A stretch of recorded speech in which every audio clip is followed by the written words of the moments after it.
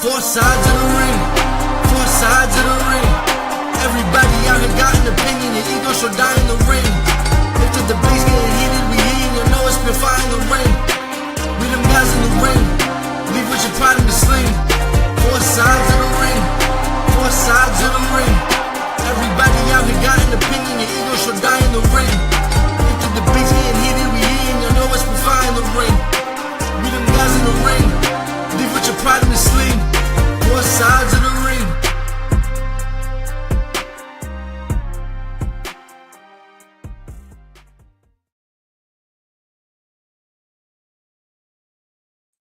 It's your boy, Mouthing Off with Mike here, and we are back for another episode of Four Sides of the Ring.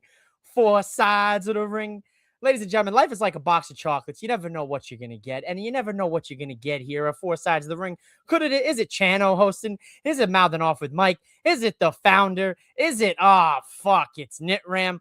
Or is it Tano? It could be any of us, but tonight, ladies and gentlemen, we enter the wrestling back rooms because we have a lot of wrestling to talk about, and I got to bring in my main man, my tag team partner. We sent him on a side quest today to the NBA store in the city to get us Knicks championship patches. Of course, it is the last keeper of kayfabe in the building. How we doing tonight, Mr. Keeper of Kayfabe? Welcome. Let's fucking do it. In. Love that intro. What's going on, Mike? Another week of great wrestling talk. It's an insane weekend, and the dynamic duo is back, baby. The new guys took over yet again. We got the keys. We got the mouth of the Southwest. We got the last keeper of kayfabe. We're freaking out here. Wait a minute. This is just what it is. Wait a minute. The mouth of the Southwest, my guy. Ladies and gentlemen, give this man a round of applause. I read this quick and thought it was the mushrooms of the ring, not gonna lie. Well, that's usually on the weekends. I pull an Aaron Rodgers, I go into the woods by myself, and I partake in some mushrooms, some good shiitake mushrooms. A little bit of meditation never hurts. A little meditation, a little aura. This weekend, ladies and gentlemen, not only do we have one pay-per-view, not only do we have two pay-per-views, not three, but four sides of the ring kind of take over when it comes to the pay-per-views. Ladies and gentlemen, you've got TNA Friday night. Saturday morning, you've got WWE Night of Champions. Sunday afternoon, you have the Great American Bash for NXT and a doubleheader that night because you've got Forbidden Door. Now, before we break down into all these matches and talk about each card and we both give you our analysis and our thoughts and opinions, and maybe we see some dancing as well. Maybe. What do you think we are in store for this weekend, Keeper of Kayfabe? This weekend is just going to be our eyes burning. That is what we're in store for. It is just going to be us staring at multiple screens. What show am I going to watch? If you're into the soccer, you got the soccer going on. Whatever, it's a lot going on. But in all seriousness, I think coming out of it, in my opinion, AEW Forbidden Door has to be the biggest show coming out this weekend. In my opinion, I feel Forbidden Door these last few years has gotten a little bit watered down to where we don't necessarily see the big stars of those other respective companies. It kind of looks more like it's a AEW takeover and a really cool name. Not to knock on AEW, they're going to put on a hell of a freaking show. But that's what I'm looking forward to because I know those other shows are going to deliver. TNA I actually have on right now in the background. I think is going to be an amazing card. And if you're an extreme sicko coming into Forbidden Door, you're going to tune into Collision. So that's 5. It's not a PLE or pay-per-view, but that's 5 shows Saturday and Sunday alone. It's a lot of wrestling, ladies and gentlemen. And, of course, us in America, we're celebrating the 250th anniversary of the great country here, USA, next weekend for 4th of July. This weekend, WWE, AEW, TNA decided let's capitalize on the fact that we were going to have a pretty loaded next week. You have the World Cup going on, right? We know USA's playing Turkey tonight. Let's shout out to USA. So you got a lot of stuff going on in the world. Obviously, we know the NBA Finals just wrapped up. The NHL Stanley Cup just wrapped up. We're getting into the nitty gritty here, the dog days of summer for baseball. So what better way to kind of supplement the month of July than have, and the last week of June, than have as much wrestling as these wrestling companies can fit on the show. But before we talk about the big leagues, we got to talk about the independents, ladies and gentlemen, and everybody's favorite segment. Where is Ant? Where's the Zombie King, ladies and gentlemen? Well, this weekend, Saturday, June 27th. Yes, this Saturday, June 27th, you can watch Night of Champions in the morning, and then you can go ahead and head over to Flushing, New York for Winner's Circle. Doors are at 6, shows at 7. You could get a VIP experience.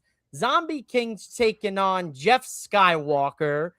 Boo. As we know, boo, big boos. If Chano was here, he'd say, I hate that name. And then you've got Chris Rex, who looks like he has some really long, luscious locks of hair here. He looks like Goldilocks. Kind of like Trevor Lawrence of the wrestling world. Yeah, 100%. We got Chris Rex, Trevor Lawrence here. He's fighting for the Roku Championship. Listen, I don't know what that means. I'm hoping Zombie gets the win here so we can show a picture of what the Roku Championship is. I think it's just a 55-inch TV that they have to carry show to show on their back. It has like straps, like a backpack. And they have to carry it everywhere they go.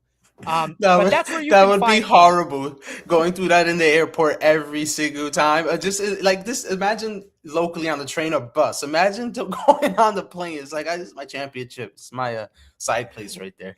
Don't care. Can't even put your gear in your carry-on bag anymore because your carry-on bag is a 55-inch Roku television. You travel in your gear. You got to stay ready so you don't got to get ready. As soon as you step foot on that plane smells like a can of sardines. You're a big stinky boy when you're the Roku champion. So not only that, be on the lookout for the Musk.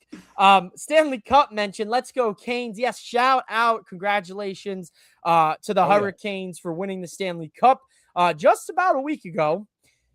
Rick 8-Bit, he's in agreement with you. Forbidden Door, it's lost the vibe of different brands against each other. The matches that are fire, but not even half of the card is inter-promotional. Well, Rick, we'll get into that here in just a little bit.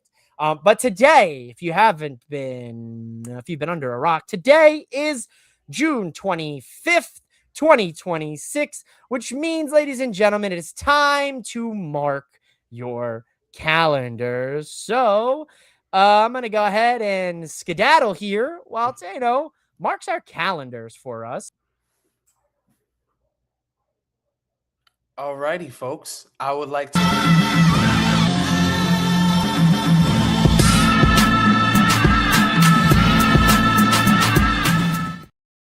I gotta get used to that intro. That intro is pretty sick. All right, y'all. I would like to welcome y'all back to another week of marking the calendar. This is the part of the show where we dig through wrestling history with the same intensity a junkie has while digging around in their arm. Every episode, we go back in time and ask, who approved this? Who survived this? And occasionally, why does that door say forbidden if everybody keeps walking through it? Today, we're going to stop the clock on June 25th, a date that gave us the night wrestling looked at regular violence and said, nah, we should probably put some walls up. The moment a future face of the industry slapped Olympic gold in the mouth and a forbidden door so wide open, it turned into an international crime scene with turnbuckles. So let's tighten up those knee pads, hide your chicken wire, and if somebody tells you they want to test the boundaries, ask them which ones. Because on June 25th, wrestling forgot where the line was. Our story is going to start in 1937 in Atlanta, Georgia. And wrestling in the 1930s already sounds dangerous. Not because of the moves, not because of the athletes, but because every old wrestling story, especially from that era, sounds like it happened in a building that had exactly one doctor. And he was also the dude selling popcorn. This was the kind of wrestling where safety regulations were just about as important as a referee's authority. And on June 25th, 1937, Jack Bloomfield defeated Count Pedro Rossi in what is widely remembered as one of the first cage-style wrestling matches ever recorded. Trust me, I was there. Thank you. I know I look good for my age. Now, us modern wrestling fans, when we hear cage match, we think steel. We think Hell in a Cell, War Games. We think Professor Undertaker teaching a masterclass on gravity to Mick Foley, which is honestly a terrifying thing for any structure to be remembered for. But in 1937, instead of the steeliest steel imaginable, they used chicken wire. Let me say that just one more time for y'all. They used chicken wire, which means the first cage match wasn't born looking like the cage box in the underworld we think of today. Instead, it just looked like somebody lost control of their backyard. And honestly, that might be the most wrestling thing ever. Because somewhere along the way, somebody watched a wrestling match, peeped the chaos ensuing, and figured, hey, yo, we should probably put a fence around this. And boom, a new type of match was born. The idea was quite simple. You keep the wrestlers in, and you keep everyone else out, which sounds reasonable until you remember this is professional wrestling. A business where keep everybody else out eventually becomes, yo, how many more people can intervene before the ref starts hating his job even more? But that's what makes this moment important, because the cage match became one of wrestling's most iconic ideas. The cage became punishment. The cage became drama. The cage became, these men hate each other so much, we had to put them inside of a steel structure in the hope that the entire building doesn't collapse on itself. And it all had to start somewhere. Before Hell in a Cell, before War Games, Elimination Chamber, there was a ring with two wrestlers and enough chicken wire to make every rooster in Atlanta feel unsafe. June 25th didn't just give wrestling another match. It gave wrestling a boundary. And because this is wrestling, the entire point of that boundary was eventually figuring out how violently somebody could break it. Now, 65 years later, another boundary was about to get crossed. Not with chicken wire or a cage, but with two words. Because on June 25th in 2002, WWE taped an episode of SmackDown at the Allstate Arena in Chicago. And a kid named John Cena walked through the curtain. Now, technically, the world would see this on television 2 days later on June 27th. But on this night, inside of that building, is where John Cena's WWE story begun. And bro, it's almost impossible to talk about rookie John Cena now without knowing what comes next. Because we all know the championships, the merch, the music, the jean shorts, the hand in the face. We know the kids crying, the grown man pretending that they hated him just so they could chant Cena sucks after the kids are yelling, let's go Cena. But on this night, none of that existed yet. He was just a guy, a big jacked up genetic trunks wearing guy, walking into that ring across from Kurt Angle, which already sounds like an insane first day at work. That's like showing up at your first shift at Foot Locker and the manager says, all right, cool, now go guard SGA. Because Kurt Angle wasn't just anybody.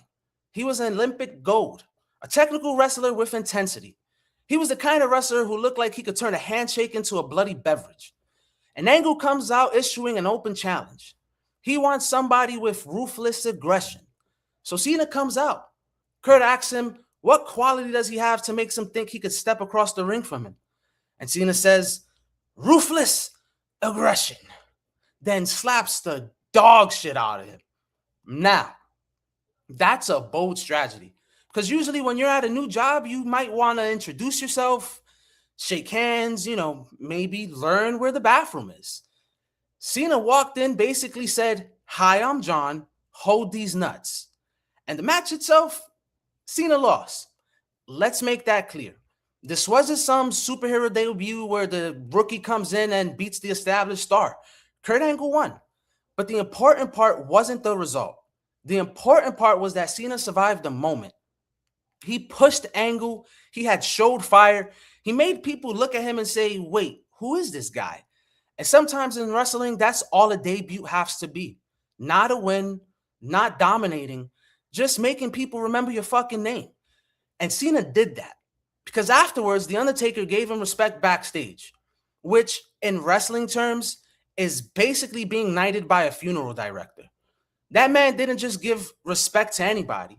Undertaker was looking at Cena like just showing approval like a final boss. Just, you might be annoying now, but I'll see you later. I see something in you.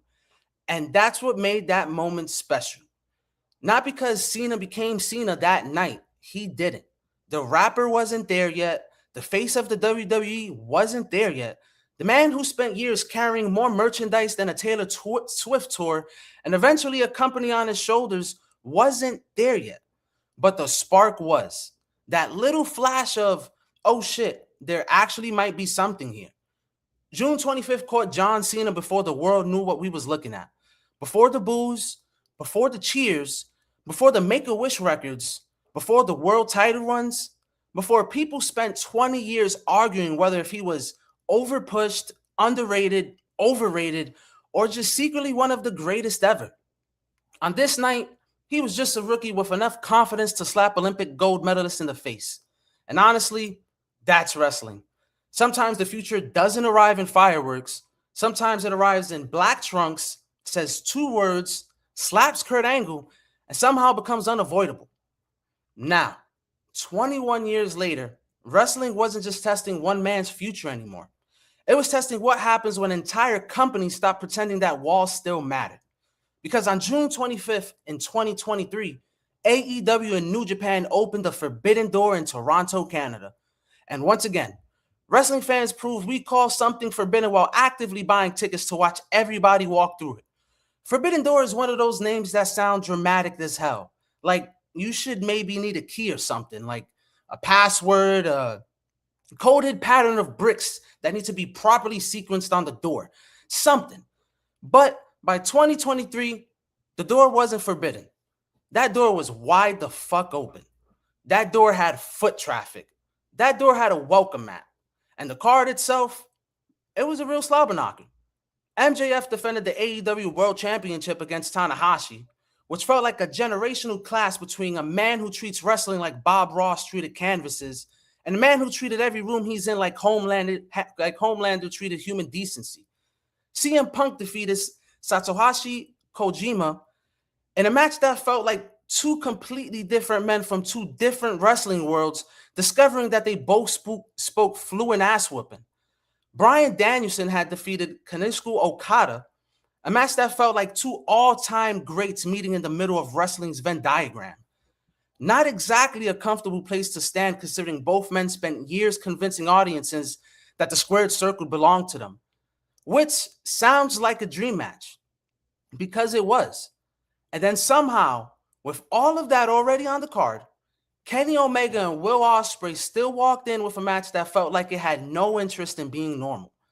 Because Omega and Ospreay weren't just wrestling for the IWGP United States Championship. They were wrestling over pride, reputation, legacy, greatness, and possibly custody of every wrestling nerd's Twitter account. Their first match already felt like somebody brought a masterpiece to the function, and somebody else spilled Henny all on it. The second one had a simple question. How far are we willing to go? And the answer was yes. The match was fucking brutal. It was fast. It was nasty, dramatic as fucking all hell. It was the kind of match that every big move felt less like an attack, and each of them was just trying to prove a point with their spine. Ospreay had came in with something to prove, while Omega came in with a man who had already built a reputation so heavy most people would have needed help carrying it. And in the midst of it all, that match just felt like just 2 painters just painting over each other's work, like just 2 artists just painting over each other's work. And that's what made that match to me so freaking special. It wasn't just about AEW versus New Japan. It wasn't just Canada versus England or championship versus challenger. It was the idea that modern wrestling doesn't really need to stay in one place anymore. The best wrestlers travel. The best stories cross borders. The best matches make fans forget what logo's on that apron. And by the time Ospreay finally defeated Omega to win the title, it felt like the Forbidden Door had finally stopped being a concept and it had become a warning. Because when wrestling companies start sharing a space, somebody's going to leave different. Sometimes it's a title change. It could be a classic match. Sometimes it could be a wrestler walking away with a little less blood and a little more respect. And a whole lot of people online pretending they weren't emotionally damaged by what they just watched. And after that, I think we could use something a little bit less emotionally damaging. So before we close this vault, June 25th does have some birthdays. First up, Whipper Billy Watson. Now, if the name sounds like it belongs to a comic book lumberjack, that's because wrestling used to produce people with names that sounded like they could either win a championship or wrestle a grizzly bear for the custody of a forest. And Whipper Billy Watson was one of the biggest stars of his era. He was the first wrestler to ever win a World Wrestling Heavyweight Championship on TV, a multi-time world champion at that. He was a box office attraction and one of those men who helped professional wrestling become a mainstream attraction in Canada long before television made stars overnight. Happy birthday to a wrestler whose legacy helped build the foundation for future wrestlers to stand on. Next up, we got Hikaru Goto, one of the most respected wrestlers of his generation. And honestly, there might not be a better wrestler alive more qualified to teach a masterclass of perseverance.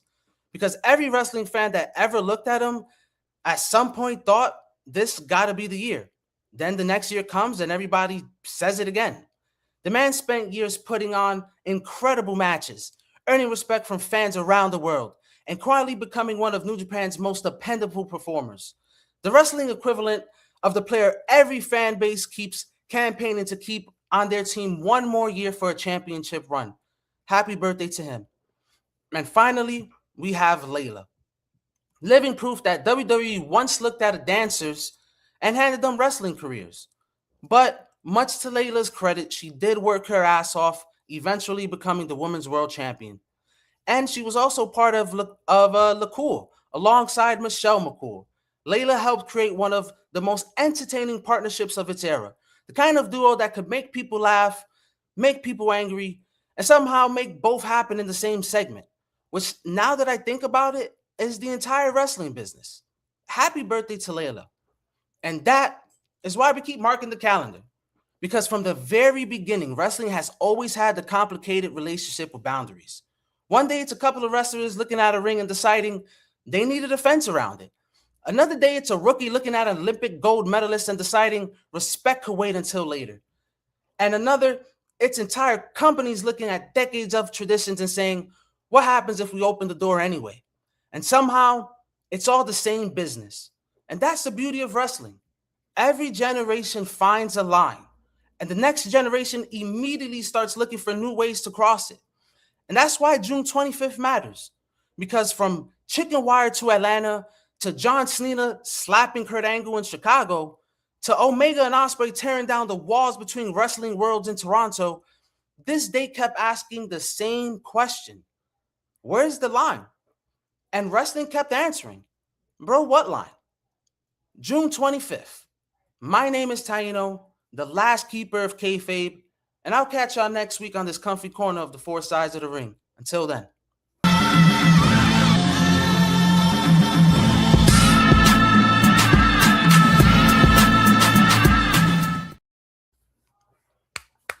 Always a great time, ladies and gentlemen. Shout out to Taino here, the last keeper of kayfabe, with another great mark your calendar. I knew you were gonna do some shit this week because in your last week, Chano kept talking all that smack about 1930s. Listen, I gotta tell you something, kid. You look good for 92 years old, all right? You look good for 92. I appreciate it. It's that Neutrozema. So we marked our calendars. You found where Ant is, and we're going to go to our first commercial break here, and then we're going to get into TNA. Wrestling fans, I finally did it. I launched my very own pro wrestling coloring book on Amazon.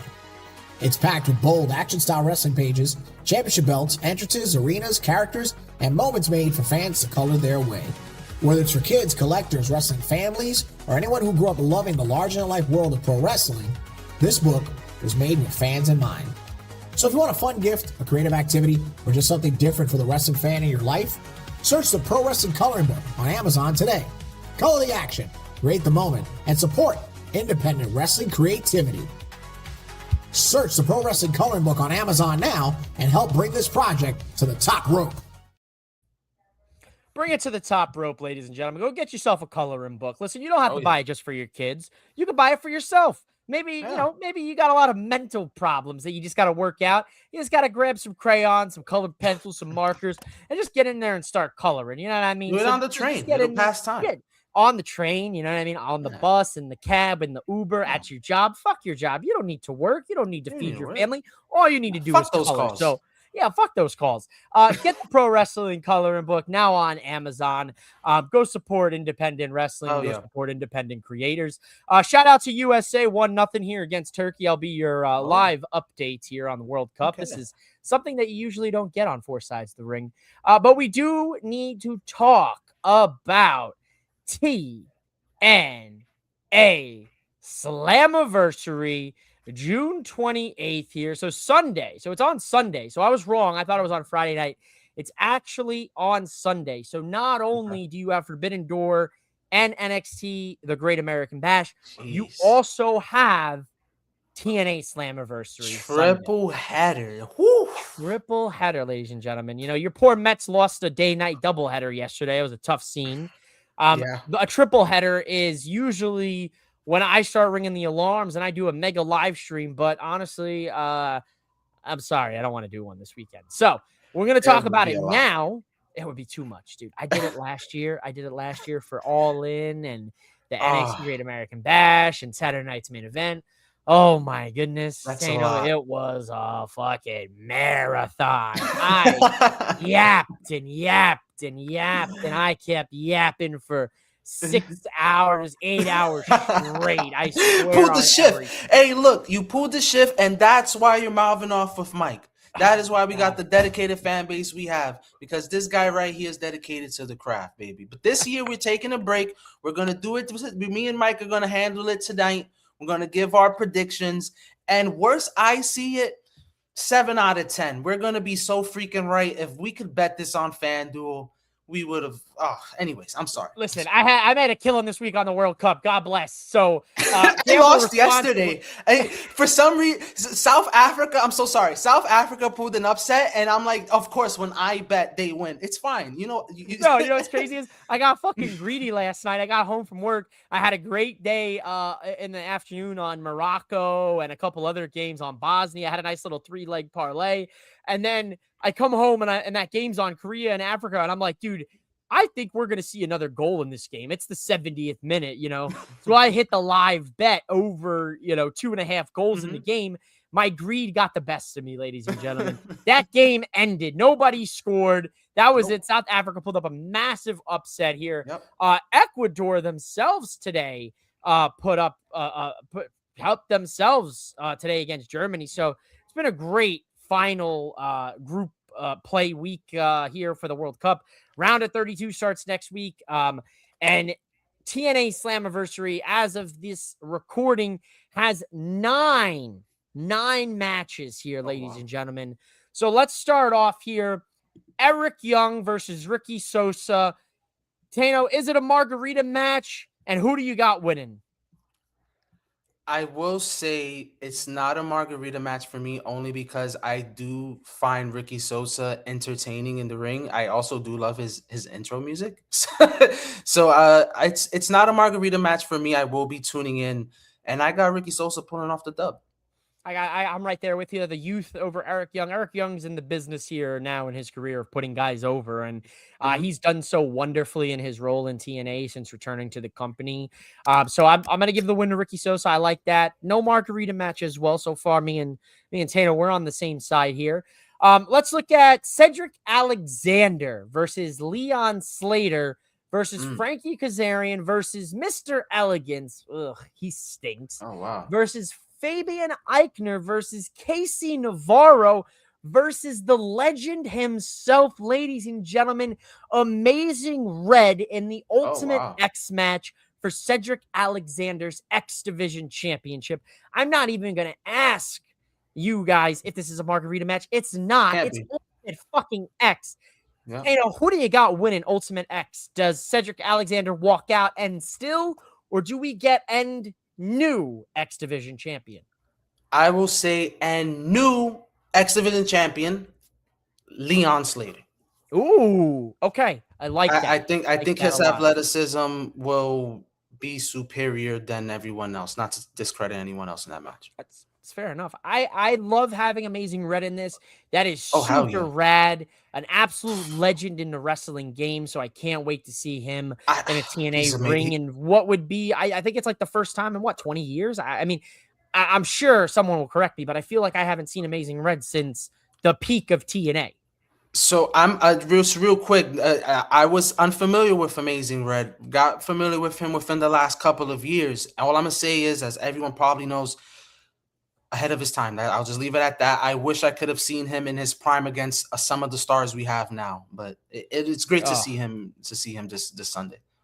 Oh my goodness. I can't wait, man. Yeah. And it looks Yeah. like it has been about 15 years since Amazing Red last was in TNA. So great homecoming here for him. That's sick. I'm also on the side of Ed New here, ladies and gentlemen, but I'm not saying Leon Slater. I'm giving it to my Italian brother. He debuted here in TNA a couple weeks ago. I'm giving the win Ed New X Division champion, Fabian Eichner. I don't know why. I'm just, hey, shout out to the Italians. Okay, I will take it. Dark horse. We got the Elegance brand defending the TNA Knockouts Women's Tag Team Championships against Rosemary and Allie. If you guys were not aware, Allie, the bunny, returned to TNA. She went into the dark realm with Rosemary, and now they are partners again. Who do we got here winning the TNA Knockouts Women's Championship, Tag Team Championships? So I do apologize for the woman involved in that match, but unfortunately for me, this is a Margarita match. However, I will say shout out to the Elegance brand and Rosemary. Rosemary is entertaining. I've seen her in the NXT stuff, but Margarita, sorry. Okay. Yeah, Margarita, I'm going to give the win to Rosemary and Allie and new Knockouts champs. I think the Elegance brand has held these titles for quite some time. So I think it's time to see some new tag team champions. So I like Rosemary and Allie. I always like that pairing of the spooky and like the super nice, like, yeah, I don't know, like, you know, it's like Goth and Barbie essentially, which I like that dynamic always worked well. Like, I would love one day if we could get a Tiffany Stratton, Rhea Ripley tag team. That would be dope. Fun. It'd be just fun to see. I think the they try contrast. Are they trying to? That's kind of the vibe with Bliss and Flair, Charlotte, but it would work better with the names you just mentioned, though. Yeah, you know, just to see like a goth girl and a you know, a Barbie girl. You know, just it's a weird pairing. Mustafa Ali will defend the TNA International Championship in an open challenge with a opponent that is to be announced. Now, a lot of speculation right now is going crazy on social media. I have seen names pulled out of hats that I haven't seen in years named. The two names that I keep seeing is Kofi Kingston and or Xavier Woods here. The rumor has been it's a former WWE champion. The only one that fits that bill between the two is Kofi Kingston. Now, let's do this. Let's go Margarita match or not. Who's winning the title and who is going to be the mystery opponent? Tano, who do you got here? Don't let my influence you. What I will say is I will say I did not hear about any speculation. When I was looking earlier at the TNA match card, it said like to opponent, whatever, to be told. I'm not sure on who I think it would be. However, it was not a Margarita match. I am a fan of Mustafa. I think Mustafa could hang in the ring with just about anybody. Does he retain? I believe that would depend on who he goes up against. If it's just a regular Joe Schmo, just a random return, Mustafa wins. If it's what we speculate, Kofi or Xavier, you make a splash, you make an impact, you put that title on Kofi or Xavier. Just the same way they did in AEW with Ciampa. Yeah, I don't hate that at all. If it is Kofi Kingston, I would not be mad at Kofi Kingston getting the title. And, and that kind of goes back to kind of what happened a few years ago when Kofi Kingston ended up getting Kofi Mania. Mustafa Ali got hurt, and he was going to be in that Elimination Chamber match, and the rest is history. Kofi Mania happened. So wouldn't that be a great little kind of like, hey, little kind of shout back? Moment. Yeah, little full circle moment here. And it happened under the TNA umbrella. Now, obviously, we know TNA, WWE have this strange partnership. We're not going to get into that tonight. We know Kofi and Woods decided not to take the pay cut. I don't blame them. They're perennial legends in the game, living legends. And some of my favorite wrestlers, tag team wrestlers, and just people overall because of the way they carry themselves. So if it is Kofi Kingston, hell yeah. I'm going to say here that if it's not Kofi Kingston and it's some random, like Tano said, a Joe Schmo, just a random WWE reject champion or so on and so forth, obviously Mustafa Ali is going to retain the title. So I do see that. Here's a blood match, ladies and gentlemen. This is a feud here. There's a lot of bad blood here. You know, like Tano said, a Taylor Swift song. He said they're carrying Taylor Swift merch earlier. I'm going to talk a little bit about it. Some Taylor Swift song. We got some bad blood here. Eddie Edwards versus Moose, former members of the system. As we know, Moose got vamoosed from the system about a year ago or so. Who do you got here? Eddie Edwards and Moose, and is this a Margarita match? Not at all. I am also a huge fan of Moose.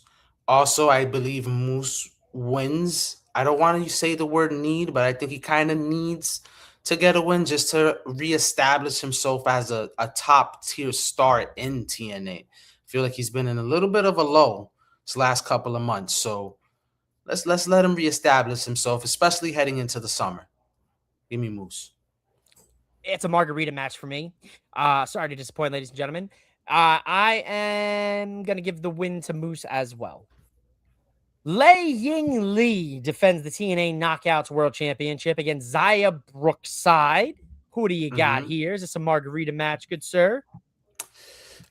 It is not a Margarita match. I heard Leanne Lee's story in an interview, and she has a very interesting upbringing into the wrestling world. So I have her retaining. Wow. Okay. Yeah. Zaya Brookside's a tough one for me. I like her. I think she's fun. I think she's a really talented wrestler, but I do really like how, Zaya Lee, here's a chick who had absolutely nothing going for her in WWE.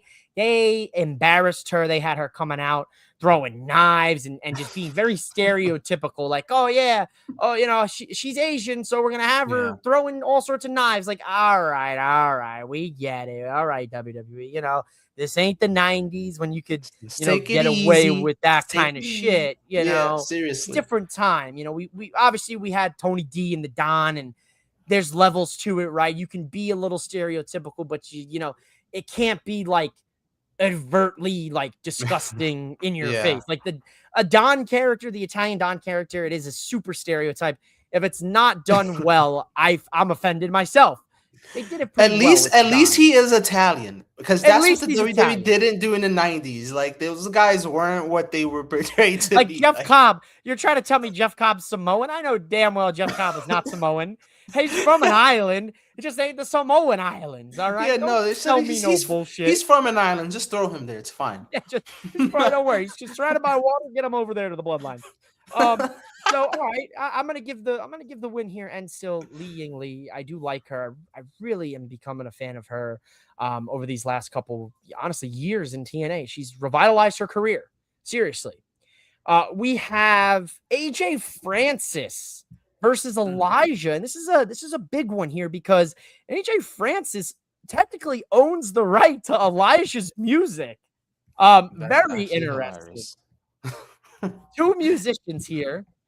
AJ Francis, Elijah, the rapper versus the singer, the whatever you want to call folk singer. I don't know what Elijah. Indie folk singer, something. Alternative. Yeah, whatever. Who do you got here? AJ Francis or Elijah? And this is a Margarita match for you. Fortunately, it is a Margarita match. However, I would like to see AJ Francis pull out the dub just because I do find him extremely entertaining. Fair enough. Fair enough. I'm with it. I'm right there with you. AJ Francis, give me the win here. And then we have a 3-way tag team ladder match for the TNA yeah. Tag Team Championships. The System, Brian Myers and Bear Bronson. Bear Bronson, one hell of a cool dude.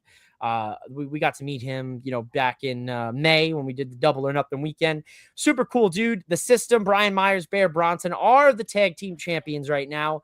They'll defend the titles against the Broken Hardys. Yes. Wonderful. Wonderful. Brother Nero, I knew you'd come. A Broken Mad Hardy. And they will take on the Righteous, Vincent and Dutch. Who do you have here, Tano? So definitely tuning into that match. And I have the Hardys winning. I think you have the Hardys winning. You used to get that nostalgia run with the titles. Maybe you get them at least till August, September, a couple months. Doesn't hurt the Hardys or the TNA brand at all. Give me the Hardys. Tuning into that match. I think that's going to be the best match on that card. Tana, you become my favorite person at Four Sides of the Ring. Every time I bring up the Hardys, I have to deal with Nitram and Chano the Aegis. No, they're and haters, bro. They're Carolina boys, and they hating on the Hardys. Like how? That's sacrilegious. That's sacrilegious. You're from It Carolina, North Crackalacan, and you're rooting against the Hardys? They're gods in North Carolina. Gods. Mm-hmm. All right. Except for Nitram's house and the Founders, unfortunately. You're not welcomed. That's it. Forget it. Forget about it. Listen, I love the Hardys, but I think I love the Hardys, and I would love for Matt to delete all of these men and for Brother Nero to be rendered obsolete. But I think the Righteous are going to win the tag titles. I hate it. I hate to say that sentence as a Hardy stan. The Righteous came into the company. They immediately had a crazy feud with the Hardys. They broke the Hardys again. They poisoned Jeff Hardy with the flower. Oh my God, I can't think of the flower's name, but this is like the most like known flower to poison, the flower of the valley or the lily of the valley or something. The flower of death. The flower of death. They tried to kill Jeff Hardy. They tried to kill him. He was foaming at the fucking mouth. Those bastards. But I think it's time for the Righteous to get a foothold on the TNA Tag Team division. And I think it's only fitting here that it happens in this ladder match. Now, I saved this match for the last match because there's a lot of different things that could take place here. We have Mike Santana. Shout out to Mike Santana. I got my honorary Puerto Rico flag right here. Shout out to Mike Santana. He's going to defend the TNA World Championship against Nick Nemeth. Nemeth gets to call his shot. This was his call his shot championship match. So, what do you think's going to happen here, Tano? I don't know what exactly shenanigans are going to go down, but I know some type of shenanigans are going to go down. However, I am a huge fan of both of these performers. I'm leaning more towards Nick. I know Nick is already an established star. He could definitely put over Mike by having Mike win. But I need to see Nick with another TNA title run. Fair enough. I don't hate on that whatsoever. I love Nick Nemeth. I've always been a fan of his. I've always felt that he was a guy that I really saw, and maybe it's to his own fault, but I really did at one point think that Dolph Ziggler was gonna how do I say this without the people throwing tomatoes at me and with pitchforks on fire? I felt that Nick Nemeth, Dolph Ziggler at the time, was going to fill the hole that was left by Shawn Michaels. Now, it's very hard to put those sexy boys' shoes on and fit in those shoes and walk that path like the Heartbreak Kid Shawn Michaels. He's a sexy boy. Yes, he is. The problem was that Nick Nemeth, Dolph Ziggler, had everything he had in the makings to be that kind of douchebag. I'm the best. I'm beautiful. I'm handsome. He had all those things going for him, but they never really saw him. They saw him as more of a cheap parody of Shawn Michaels, Yeah. opposed to being a son of Shawn Michaels, right? Does that make sense? Would you think the people would? I 100% agree with that. Like 10, I would say 10, 14 years ago when I would watch and he would perform, I was dude could Do the go, hip bro. swivel, and he would do the Bro, fucking he hair, and super entertaining, super annoying as a heel, a great face. We all know what he could do in the ring. I agree with. I'm not mad at that at all. I everything you said, I couldn't said any better. now, with that being said, there is a lot of rumors. Now, if you listen to the dirt sheets, then good for you. I'm not a big dirt sheet guy, but I see it on Yeah, social media. I same. see it on Twitter. A lot of speculation going around Mike Santana's contract situation with TNA. We know we saw a mass exodus of talent deciding not to renew their contracts or just getting straight up fired from TNA recently. So there's a lot of speculation, a lot of rumors going around that Mike Santana might not be with TNA anymore. Now, this could be a situation where Mike Santana does drop the title and Mike might head over to the WWE. Anything's possible. But for right now, for the time being, here at the Four Sides of the Ring Bodega, I'm going to give the win and still to our Puerto Rican brother, Mike Santana. Now, I could say that because they already knighted me an honorary Puerto Rican. That is correct. When I first signed a contract, I made sure in the contract said, on air, we knight Mike as a honorary Puerto Rican. Okay. That is correct. And he was knighted. This wasn't aired. He was knighted on top of El Morro in Puerto Rico. And it was right under the cannonball. It was right there. It was right there. Anyways, back to it here. So I'm gonna go Mike Santana. Just because if I probably didn't, the other boys of Four Sides of the Ring, the other sides of the ring, would probably be beating down my doorstep here. So I don't want to be fired. I don't really have any backup plans. I haven't filled out my resume. I don't feel like applying to new jobs. I don't feel like having to relearn the company culture. So like I don't want to deal with it. So I'm gonna stick here. Four Sides of the Ring, for life. You can't get rid of me. I'm here now. Oh yeah. So TNA, ladies and gentlemen, you guys in the comments tell me what match you're looking forward to here for TNA Slammiversary as well. Tell me your predictions in the comments. Rick said, imagine if Santana signs a part WWE, part TNA contract. Well, it's an interesting point. AEW has been doing that. They're signing joint contracts with CMLL and New Japan. Mm-hmm. We know Persephone, she has a joint contract, CMLL, New AEW. We know, oh my God, Mystico, joint contract, CMLL, AEW. Could that be a contender? That's a possibility, Rick. I wouldn't put it past these companies, right? Turkey takes a 2-1 lead against the USA tonight, ladies and gentlemen. Wow, that was good. And, before we get into, okay, so how many more we got here, ladies and gentlemen? So we got TNA, we got NXT, we still have Night of Champions, and we have Forbidden Door. So we have 3 more shows to get into. And we're going to go to another commercial break because Mouthing Off with Mike needs a water break. So here's a word from the founder. What's up, my fellow bad guys? Just when you thought we were down bad on the merch? Nah, we just made a power move. We've officially stepped into a big arena, and now you can find us on ProWrestlingTees.com. Brandy came through clutch, and now it's time to level up your drip. Dive into a world where every pinfall, every suplex, every promo lives on through what you wear. From the legendary 3-count trivia to the iconic bad guy wrestling designs, we're bringing the heat like never before. This isn't just merch. It's a statement. It's the culture. It's you. So don't wait.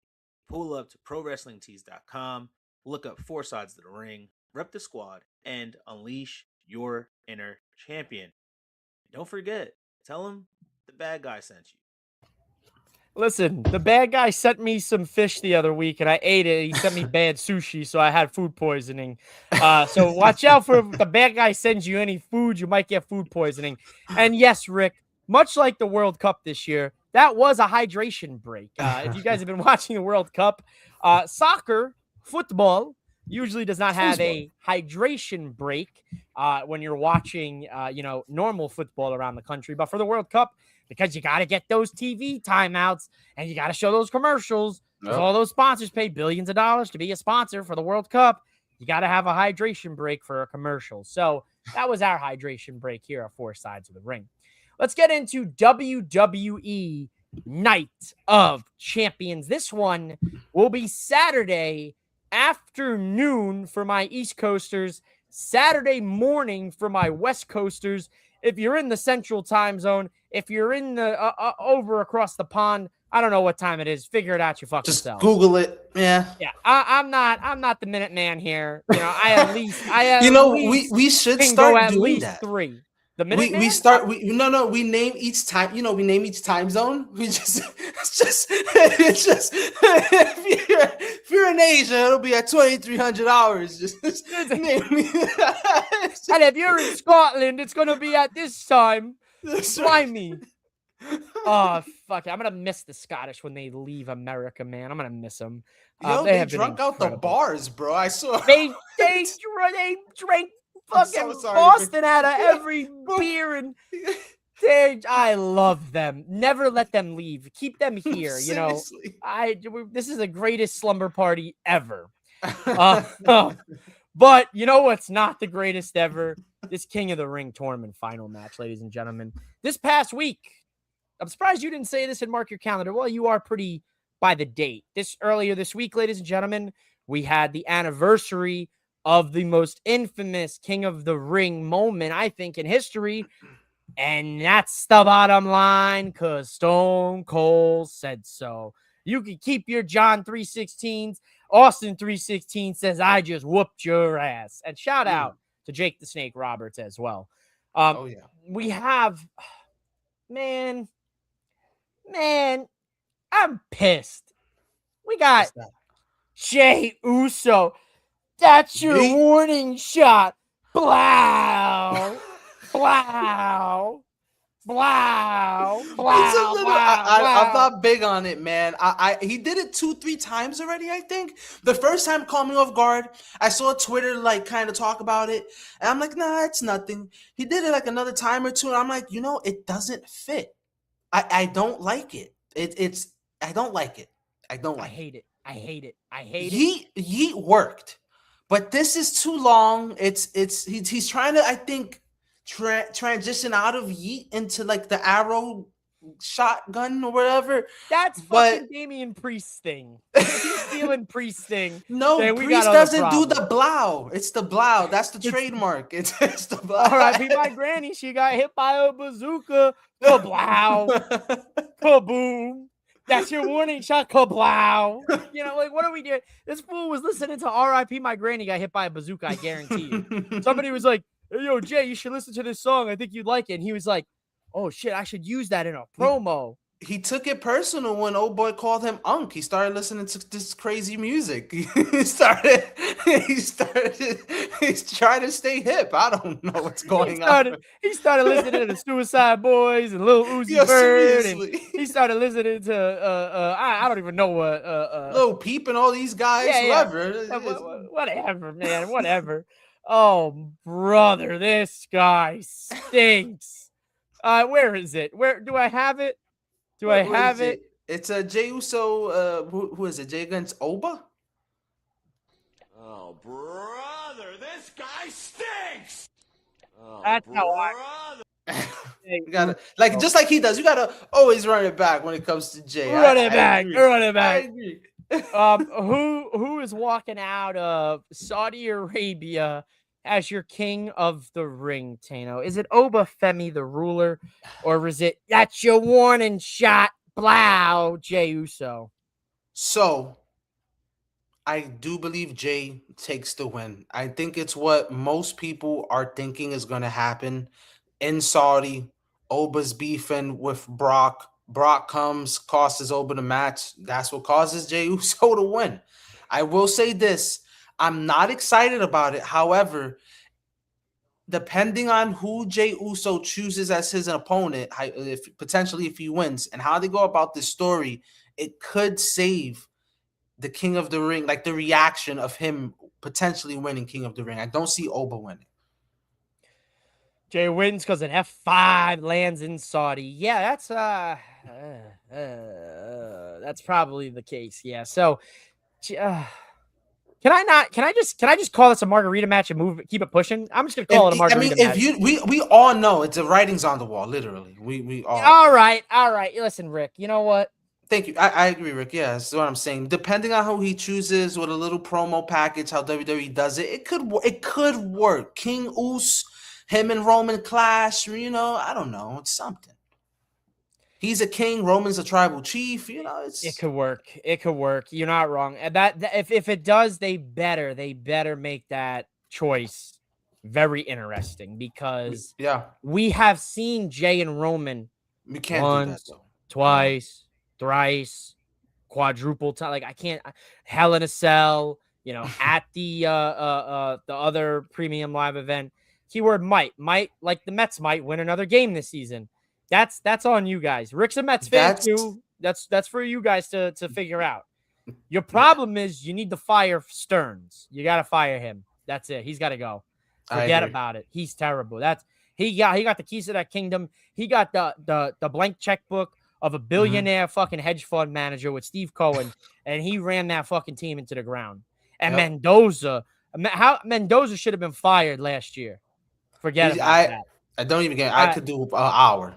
They're losing what? 10-0 the other night, and Vientos is putting on a fucking Spider-Man mask in the dugout. Come on. Yeah, we lost again tonight. We just lost in extras. So yeah. I saw something yesterday. Dansby Swanson went into the game with 36 or 33 RBIs on a season. He left last night's doubleheader with 46 RBIs. Holy shit. He had like 15, 16 ribbies in 2 games, bro. He had a grand slam, a double like he was going off. Terrible. Going absolutely I'm insane. sorry for you guys. It's tough. Yeah, I'm a Yankee fan. Obviously, things are going well this year. Knock on wood. But we're down a couple guys, but it's okay. Now, here's what we're gonna look at. I'm gonna save this one for the last on the show here, but we got Trick Williams defending the United States Championship against Ricky Saints. Margarita match or not, and who is it? Is it end new or end still? I would say end still. You have Trick definitely retaining. It's not a Margarita match though. I'm a big fan of Ricky. I don't think this will be the smoothest match, but I am interested to see how they work together. I've been liking what I've been seeing out of Ricky in the main roster. So Trick retains. I do like Trick. I do like Ricky here. I really hope they give them a little bit of time. Now this is a rare 6-match card for WWE. A rare 6 card. So good to see that the US title, both the men's and the women's, is being defended on a PLE here. I'm gonna go end new United States champion. The revolution will be televised, baby. Get Ricky Saints, that beautiful man, that United States championship, please and thank you. We got Tiffany Stratton defending the women's United States championship against Jade Cargill. Now, we've seen this story before. Tiffany Stratton and Jade Cargill fought for the WWE Women's Championship not so long ago. Yeah. We're back. Run it back like Jey Uso's promo and his Jey Uso's theme music. Tiffany, Jade Cargill, but now for the United States Women's Championship. Tano, Margarita match, or nah, and still, or and new. So this is not a Margarita match. Every Jade Cargill match that she has, I always want to watch just to see her growth. I believe at the ending of that match, the result would be, and still, your U.S. Women's Champion, Tiffany Stratton. We just see Jade with a title. I think it's okay if we see her without one for a little bit, especially if the whole thing was her not defending. At least Tiff defends a little more. So it's not a Margarita. Every match, Jade has slowly been getting better. So I'm eager to see how she does this time around with Tiff. See, what's crazy is Jade's been getting better. She's progressing. Tiffany Stratton has been fucking regressing. Yeah. That's the problem here. We have a very interesting, in my personal opinion. Now, the people might come for me because they love Tiffany Stratton because she's blonde and this and that. But I'm going to look at it from a wrestling standpoint. Listen, Jade Cargill is not going to give you a 5-star Iron Man match clinic in the ring. Tiffany Stratton ain't going to give you a 5-star match either. But Tiffany Stratton, in my opinion, what I've seen recently, she's regressed. And Jade Cargill has taken a very drastic step in improvement. Now, I don't know if that's because Jade was wrestling Rhea for the last few months, and Rhea's a really rock solid base in the ring. If I was a women's wrestler and I wasn't that great and people would talk down on me and shit, and I had to deal with that hate, I would be happy as fuck to be in the ring with Rhea Ripley because Rhea Ripley made her look like $1 million. They looked good the last time they faced off. Jade looked good. So if Trick's losing the men's U.S. title to Ricky, could we see a double U.S. title swap? Maybe. I'm going to go and new U.S. champ Jade Cargill just because I think that's in play here. You know what I think it is as well, just really quickly. I think especially, and maybe this is just because of what Tiff said in the interview, but based off what she said, it's starting to kind of reflect on the ring, how she's not really sure if she's committed for wrestling for her future. I think in Jade's case, she hears all of the noise and she's just been going hard. From what I understand, I believe Mark Henry's who trains her, and we all know Mark Henry's credibility and what he's done in his wrestling mind. So she's taking knowledge from Mark.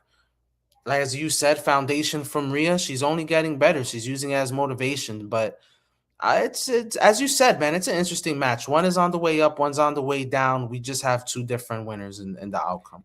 That's the facts. And we'll see how things progress here over the summer. We have some interesting, we have an interesting road to SummerSlam in Minnesota. So WWE needs to start doing 6 matches. If the first hour is on ESPN, then you're getting 3 matches on the PLE for $30 a month. Yeah, that's been tough, man. That has been a tough thing. Overall now is that now WWE and ESPN, every PLE that is supposed to be exclusive to the ESPN Unlimited app that some people don't have to pay for it. I'm like myself, I have to pay for it. So the fact that I'm spending an extra $15 a month because I'm still going to have Disney Plus and the Hulu bundle for the time being. But the fact that I had to up my bundle another $15 a month for ESPN Unlimited to watch this. And now every week, every time there's a PLE, they're doing the first hour on ESPN or ESPN2. So you're taking away from what I'm paying for, what you're paying for at home. I'm talking to you right now. That's a tough thing. So I agree. WWE, in my personal opinion, the sweet spot for me personally has always been 7. 7 matches. 7. 7 matches has been, in my opinion, the sweet spot. 5, you know what? 5 matches, I just, there's no value. There's no fucking value there. 6 matches, great. That's better than 5. 7, happy medium. I don't feel like I'm watching too much. I don't feel like I'm watching too little. Obviously in those 7 matches, maybe one match is a little shorter than the rest because it has to be. So you book accordingly. That's what the booker's job is. To make that one match, even if it has a shorter time than the other 6, make it stand out for what it's worth. Now, I could get into a whole fucking tangent about length of match cards and value for money, but we're not going to do that tonight. We have Braun Breaker and Seth Rollins, the forever feud. Seth got hurt. Seth came back. Braun got hurt. Braun came back. This guy got hurt. He got hurt. She got hurt. My feelings are hurt. Seth, Braun Breaker, I'm hoping this is the conclusion. Same, yep. I agree. I'm hoping it's the conclusion. Steel cage match, Saudi Arabia. Who's winning? Yeah, give me Braun. Give him a definitive victory. No tomfoolery. Just let him get the dub, and we could end it. He defeats an established guy as Rollins. Breaker goes into the summer hot with a lot of momentum, and we leave it at that. We revisit this in 4 years. Done. I'm not even going to say anything. That's it. He said it. Good night. Thanks for coming. Let's see. Io Sky versus Liv Morgan for the Queen of the Ring, ladies and gentlemen. Here we go. Here's where things get hairy. Who do you got here? I have Io winning. I'm not sure how, because I do not believe this is going to be a straight up match. I believe either Roxanne or Raquel. I would preferably believe Roxanne. She does some dumb shit and just costs Liv the match, and now Liv is upset about it. And again, crumble of the Judgment Day, Io moves on. Liv is already the champion. She doesn't need to be Queen of the Ring. If there has been one downfall that I have been wishing and praying upon, it's the downfall of whatever this faction is now. The Judgment Day has seen 4 different versions now, if you count this one. It's time to, as much as I love a good faction, ladies and gentlemen, it's time to put it to bed. Go let Roxanne be a demon on SmackDown. Go let Raquel chase after that Intercontinental Women's Championship. And the genius of the sky turns into the Queen of the Sky Saturday. And we get on our knees and we bow down to Io Sky. And yeah, you know what? In the words of Jey Uso, let's run it back at SummerSlam. Io Sky versus Liv Morgan for the World Championship. Sign me up. I'm in. I'm in. Locked in. To Tsunami in the Middle East.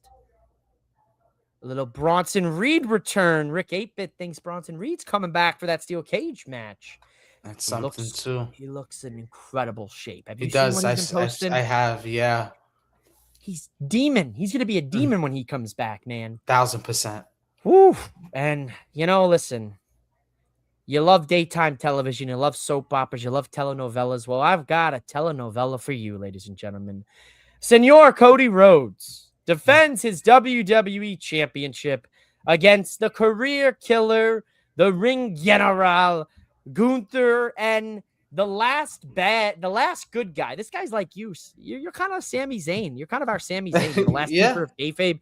He claims he's the last good guy. Sami Zayn last weekend could not referee a 50-50 match between these two men. So Cody Rhodes, being the fighting champion he is, said, you know what, Nick, fuck it. Give me all of them. Give me both of these idiots in Saudi Arabia at Night of Champions. It's a triple threat. Anything goes. What the hell is going to happen here? Yeah, this match, I believe, is designed for Sammy to take the pin. And it's just to build something for down the line again between Cody and Gunther. Gunther wasn't pinned. Cody gets annoyed again. Let's run it back in SummerSlam or something like that. Saturday night event, something like that, and just run it back. I would mostly assume SummerSlam, and then maybe you could finally get the title off of Cody, get Gunther some gold again. But this match is for Sammy to take the pin. When Booking Like a Mark listens to this show either later tonight or tomorrow and he hears what I'm about to say, he might call me up and curse me out. I've said it for a while, folks. I've said it for a long, long time. Sami Zayn is due for a WWE Championship. It's right here. It's right here in front of us, ladies and gentlemen. I thought Sami Zayn would win the Royal Rumble in 2026, and he would in Saudi Arabia, and he was going to go to WrestleMania, blah, blah, blah, blah, yada, yada, yada. I was wrong. I was very wrong. Sami Zayn has an opportunity here to pin Cody Rhodes in the middle of the ring, 1, 2, 3, for the championship. Sami Zayn has an opportunity to pin Gunther, 1, 2, 3, for the WWE Championship. Now, I laid this out a few weeks ago, Tano. I don't know if you caught this or not. I very well could see Cody Rhodes hitting the trifecta of Crossroads to Gunther in the middle of the ring, Cody turning around, taking a haluva kick by Sami, and Sami pins Gunther 1, 2, 3 for the WWE Championship, and Gunther goes for Sami at SummerSlam. That is honestly beautiful booking. That booking actually sold me. It actually sold me. And I tell you what, too, if they were to do that, that out of all the shows going on starting tomorrow up until Sunday, I believe that would be the most talked about thing out of every single match. And if WWE wants to do that, kind of take that kind of method with AEW when Darby won the title, I think, not to shit on AEW, but WWE being a little bit more of an audience, that shit'll make a lot of noise, especially it being on ESPN, Saudi Arabia, Sammy being the last good guy, kind of hometown. He's it's that's really good. And then, obviously you could have, we I'm sure we have like the Saturday night's main event in July, and you could run back, you could do Cody versus Gunther, for the number one contender, or you can, have Sammy defend it against one of them and win it, lose it, whatever the case may be. But I think there's a possibility here. Mikey Cutlets is greater than Mikey Backrooms. Hey, listen, we're in the back rooms of wrestling here. It's the back rooms of Four Sides of the Ring, and it's Mike Atano here today. It's M&T Bank, ladies and gentlemen. Yeah, M&T Bank. Oh, I like that. M&T Bank. You know what I mean? Because we got cash. We money. Because we money, baby. Money, baby. Because we money. Right. So that's it. Swag. We're gonna go to our third and final commercial break of the evening, and we're gonna come back and we're gonna finish strong with NXT Great American Bash and Forbidden Door. Have you ever seen an ad on YouTube, think, wow, that's way too good to be true? Well, this one is completely 100%. 4, 3, 2, 1. Happy New Year! I took the bad guy's advice, went to SeatGeek and used 4 Sides OTR and got these great seats for double or nothing. Would you rather be sitting closer to the ring or closer to the roof? Use this code and save today. Plenty more AEW events coming to your area. Just use SeatGeek.com. Like I said, type in 4 Sides OTR.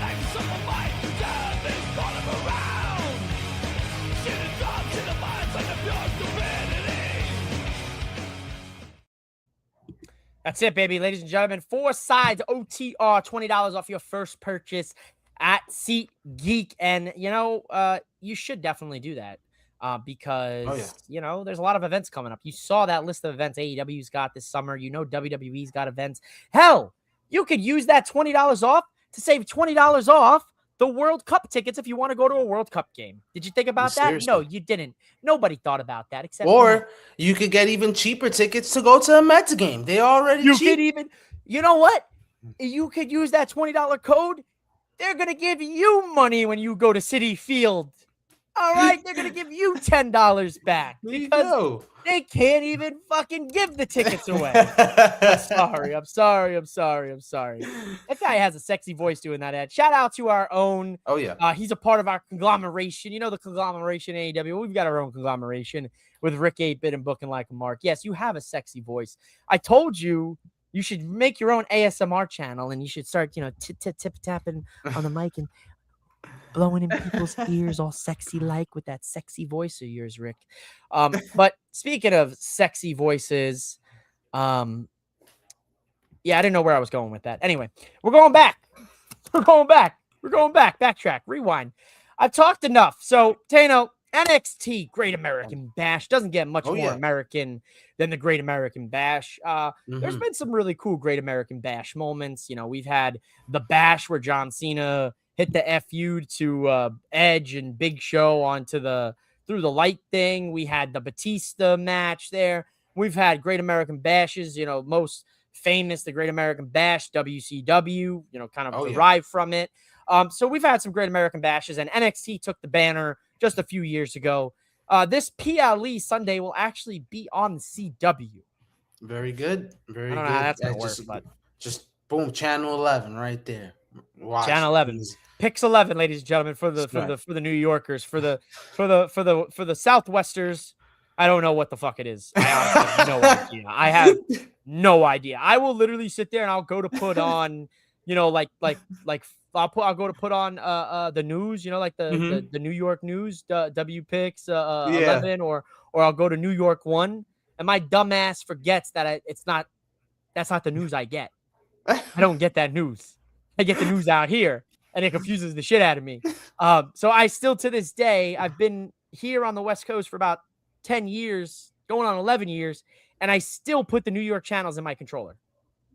I don't blame you, because it's you got to make it feel a little more homey, man. It throws me off. But get to the CW on Sunday, Great American Bash. We've got Saquon Sugar versus Dion Lennox. These two were former Dark State members. Dion kicked Saquon Sugar out just a few weeks ago. Is this a Margarita match? Honestly, it's not. Only because I've been invested in this faction since they started. And not a Margarita. Give me Shugs over Dion. Clean victory. I think Shugs gets the win here. I think Saquon Sugars, out of all of the Dark State members combined, has the most potential to be a guy we root for on Raw and SmackDown. At first, not to say no negativity, but I just my opinion. At first, I thought that would be Dion, but I do think he needs a little tweak on the promos. It's just the promos, but yeah, give me Sugars. I like it. Shiloh Hill, he's a strange fella. If you guys haven't been keeping up with NXT, I love Shiloh as well. If you haven't been keeping up with NXT, guys, there's a lot of new faces. Yeah. Some new faces in some new places and some familiar places. One of those guys is Shiloh Hill. The other one is his opponent, Mr. NXT himself, Tristan Angels. What do you got here? Give me Shiloh. I was watching NXT on Tuesday. Loved his little psycho promo, all calm. He was doing fine, and he just went off. Give me Shiloh, man. He's an interesting character. I could tell Shiloh's been watching his Jake the Snake tapes. And I can tell Shiloh's been watching his Ultimate Warrior tapes. It's crazy because I'm so sorry. He's like, I don't even think that's a character. That's just him. That's just him. That's just him. I remember when he was like kind of getting started here and established, and like he was going viral every other week for posting shit he would buy off the dark web. Oh yeah. What a sicko, dude. What an that's sicko. Just who he is, bro. Like you said, before he was even a somebody, he's just into, what I guess other people say weird shit, but that's just him. Hey, it's just him. The women's speed title being defended by Ren Sinclair, who I'm a big fan of, and she's gonna take on Ariana Grace. Right? Yep. What do you got here? Give me Ren, bro. I love Ren Sinclair. I love that. I've been saying it these last couple of weeks. I love that she's been getting some TV time. Give me Ren. Give me more Ren, and maybe some more Ren. I think I can't give you a timeline, but I think eventually she will have the same name cachet as like a Kehlani Jordan or a Zarya, like a top female star in NXT. Because right now she's kind of just in the background. I agree to that sentiment full-heartedly. Ren Sinclair, I think, is the next one up here when we look at the NXT Women's Division. And that NXT Women's Division is stacked because you've got the Women's North American Champion Zarya defending against Tatum Paxley. Now, these two have been going at it for a few weeks. Zarya beat Tatum for that title. Now Tatum gets her rematch. Does she recapture her gold, or has it been a lovely time for Tatum Paxley in NXT, and it is time for her to bid farewell? Interesting. I will take Zarya to win. I'm not too sure on Tatum's future. Are you trying to say like she goes to the main roster? Yep. I think it's too soon for her to go to the main roster. I feel like she would get lost in the shuffle, but just to keep it on the upcoming card, give me Zarya for the dub.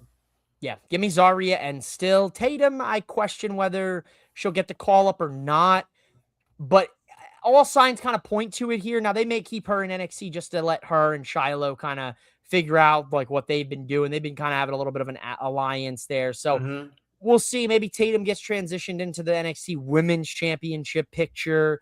Yeah. We know Lola Vice defends that title here as well. But before we get there, we got to talk about the Men's North American title. Miles Bourne, who's now been the champion, passing 100 days, I believe. He's defending against his friend and technically former partner, Tavion Heights. Who do you got here? I would like to see Bourne retain. I think Bourne has been a good champion, and him and Heights is going to have a really good matchup because they have that chemistry. Give me Miles. Still the champion. I don't hate that. I like Miles Bourne. I will say I think Tavion Heights gets this title finally. This will be his first taste of singles gold, and I think Heights gets that first taste of singles gold. Miles Bourne, he'll be fine. I think for the most part, this is time for Tavion Heights. So give me a new NXT North American champion, Tavion Heights. You heard me say her name. Lola Vice defends the women's title, the NXT women's title, against Kendall Gray. Bola Latina. Freaking love Lola. I love Lola. Love Kendall Gray. Yeah, Is it man. too soon for Kendall Gray to become the women's champion? Yes. Kandu is amazing, but Lola is also amazing, and she is still hot right now. Literally and figuratively. Sorry, I just had to. But anyways, yeah, definitely Lola retaining the title. Kendall Gray, her time is due, but Lola is retaining, I believe. I think Lola does get the successful retain here. Kendall Gray has all the time in the world. She's super young. Yeah. She has nothing but the future ahead of her. So Lola Vice shaking ass and throwing fists. What more could you ask for? If you know, listen, if we get to 1,000 subscribers before the year, I'll shake my ass on camera for you. Don't worry. Same. If we get to Shame. 400. 400, yeah. You gotta set the bar low, and then you gotta. Well, listen. Four Sides of the Ring has 800 subscribers on YouTube, 824.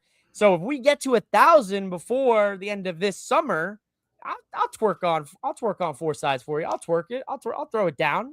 And when we get to it back. 1,500, we'll do it in our birthday suits. Right. And when we get to 1,500, we'll open up a second link. Wink, wink. Now, a man who no longer has the ability to wink anymore, because his eyebrows and eyelashes were burned off this past Tuesday on NXT. That is my main man, the NXT champ, Tony D'Angelo, Desunaraku, who burned this man's eyes with the classic open the book. My eyes. My eyes. Looking like the SpongeBob guy. Tony D. Naraku, NXT title. Who do you got here, Tano? Give me Tony D. Big fan of Tony D. I'm so glad that he's the champion. He needs to stay the champion and continue elevating himself, perfecting his craft so he could get to the main roster.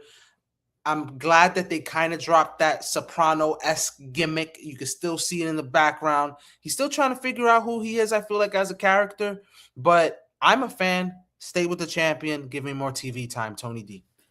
I'm right there with you, brother. I love me some Tony D'Angelo. I was so excited, man, last year when he won the NXT, or 2 years ago when he won the North American title, when he won the Cup, when he won this title. You know, I hated to see them drop the Italian kind of flashy, in-your-face mobster Don character, but that can only get you so far in this industry, and you don't want to become just the Italian mobster character because that doesn't really work in this modern era of wrestling, especially on the main roster. I don't think that would have translated well, especially if it's just him, if it's just the Don. Where's the family? A Don has a family, so you have to give him a family of Italians, and you don't have enough of Italian wrestlers unless you call up, John Cena, you call up Tommaso Ciampa, you call up Fabian Eichner. There's a couple, maybe we get Julia in a mix. She's half Italian, shout out to my half Italian. Get Big Vito out of retirement. Yeah, absolutely not. We don't need Big Vito. We can keep because then Big Vito's going to try to wear a dress, and that's going to take away from the whole family. We can't. That's where we draw the line. We draw the line at Big Vito. Nunzio, I'll take Nunzio. All right. So, but that's okay. Tony D and still, I like Naraku. I like Evil. I can't say that shit. I can't say that name, but I like him. I like Evil. He's not a work rate guy. If you ever watch stuff in New Japan, he ain't a work rate guy. That ain't his. He ain't that polished off in the ring. He's kind of eh. But with the presentation they're giving him in NXT and the WWE, he has I think, potential here as a, a veteran in the game who can elevate guys and, maybe one day get a main roster run just for shits and gigs. Yeah. Wow, that's a lot of talking. I can't believe we still have another wrestling show to talk about. Usually 4 Sides of the Ring episodes are an hour and 30. We're out the door, but we've got more. It's just one more, I believe. No, it's, we have one more, and it's the biggest one yet, brother. We got Forbidden Door 2026. Lock the fuck in, because we have, as of this recording, we have 10 matches for Forbidden Door. That's it? Only 10? I was expecting 16. Oh my God. Don't do this to me, okay? All right. Here we go, ladies and gentlemen. Let's start off hot. I'm gassing out, man. Oh. Well, are we starting with the pre-show? No, there's no pre-show matches announced yet.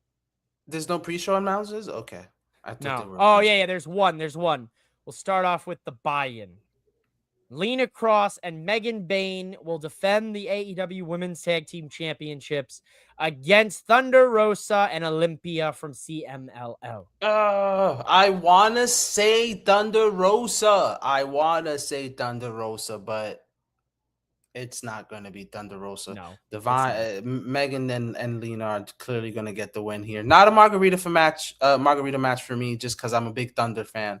So technically it is a margarita match because we're going to be watching it as people file into the arena in San Jose, California. What a strange place for Forbidden Door. Anyway, you know why they probably did it in San Jose? I know why they did it in San Jose. For Thunder Rosa. For Thunder Rosa. No, because I feel like if you got talent flying in from Mexico or Japan, Cali's a great spot because a lot of international flights to Asia it's closer from Cali. Yeah. It's closer, right? So I think that's a good play there. Let's do IWGP Global Heavyweight Champion Shota Umino. I'm gonna mispronounce that, guys. I'm sorry. Versus the Bastard Pac. Who do you got? Damn. I want Pac. Just like I said, I want Pac to win. I want him to get the dub because I felt like at a certain point with the Death Riders, it was like him and Mox were gonna clash to be like the leader. However, I don't see that anymore. So give me the other guy. No disrespect. I don't want to botch his name. So just call him Shota. Shota. Yeah, give me Shota. Give me Shota. Shooter McGavin. Shooter. Let me give you Shota. He's a shooter. Yeah. Let's see here. Give me Shota and still IWGP Global Heavyweight Champion. Agreed. And then let's go to, we've got the Dogs taking on Cage and Cope for the AEW World Tag Team Championship. Who do you got here? Hell yeah. Give me Cage and Cope just because they've been getting their asses kicked these last couple of weeks. Y'all fucking Wednesday, they had the jump on them, beat them up. They're beating up the Dogs. The Dogs just turned the tables on them, choking them with wire, the same wire cord. No one broke it up, by the way. They could have killed them. No one broke it up. They just decided to stop. Thankfully, for Cope and Christian in their case. But give me Cope and Christian retaining. They've only been champions for about a month or so. We just freaking seen them fight yesterday, Mike? Can't believe it's already been like a month or so, man. Yeah, but it's insane. It's insane how time flies. But no, give me Christian and Cope retaining. And maybe you drag this out a little bit and maybe at Redemption you'll get the Dogs winning against Christian and Cope. Again, I'm a big nostalgia guy. I'm the opposite of Channel Ringsider, so you'll get a different perspective from me when it comes to the plus 40 wrestlers. So give me Christian and Cope for sure. I'm going Christian and Cope as well, so that's no brainer in my mind. Let's go. Let's see. How about the AEW Continental Championship defended by John Moxley, and he's gonna take on Bandito, Most Wanted. Who do you got here? I'd like to see Bandito win this, but Moxley's a terrorist when he's gonna never leave that Continental Championship alone. Oh no, I got Mox retaining, and still you're champion, John Moxley.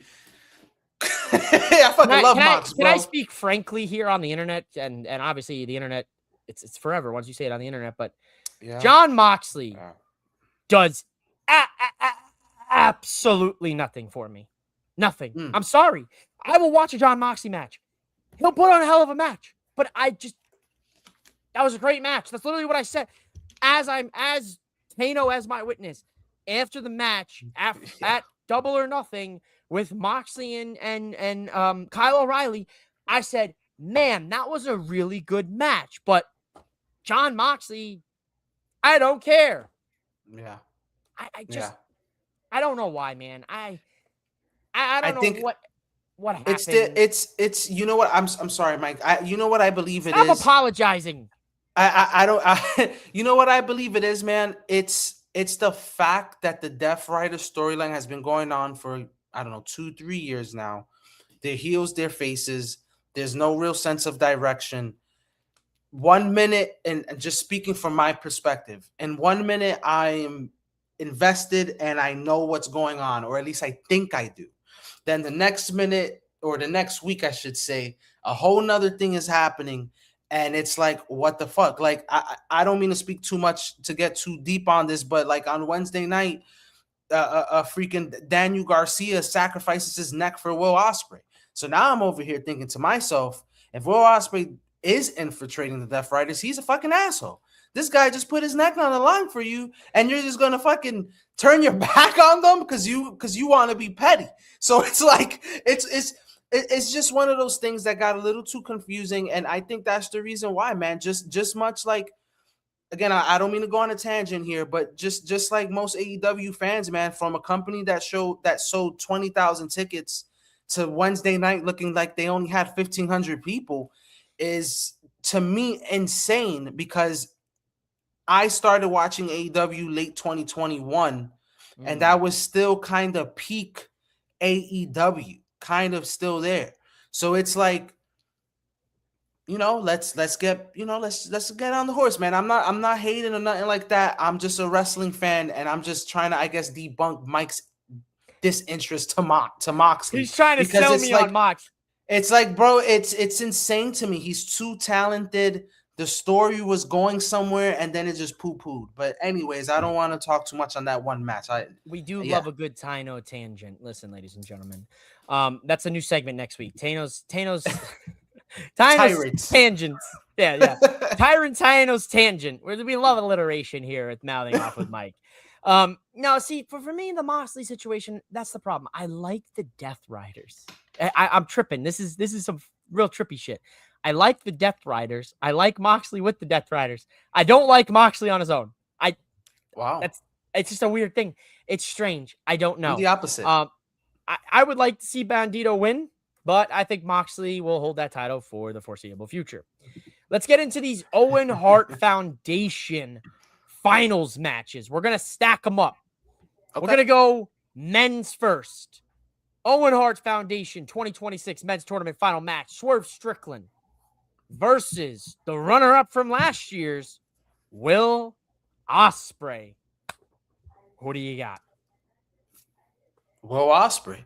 It's literally right in front of our face.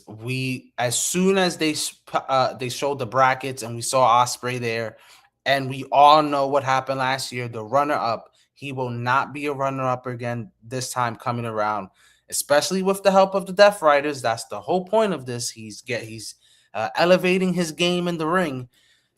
Him and Swerve are going to put on a hell of a matchup, because those two guys are just freaking amazing.